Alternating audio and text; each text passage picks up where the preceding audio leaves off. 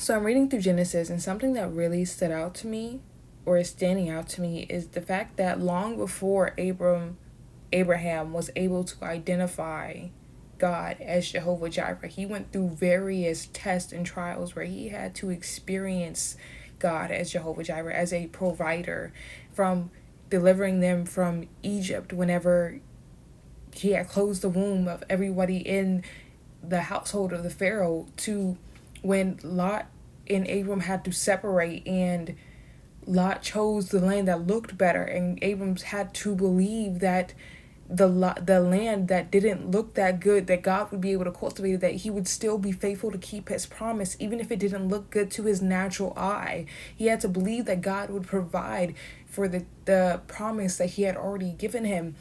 And then Abram has to go and rescue Lot in chapter 14, and so he has to believe that God will provide the provisions that they need in order to go to war with these kings. And so long before Abraham is able to identify God as Jehovah Jireh, he has to go through these various tests and trials where he experiences God as a provider. So whenever we read about Abraham going to sacrifice or offer Isaac, it seems as though he did it without any doubt, any resistance, any hesitation.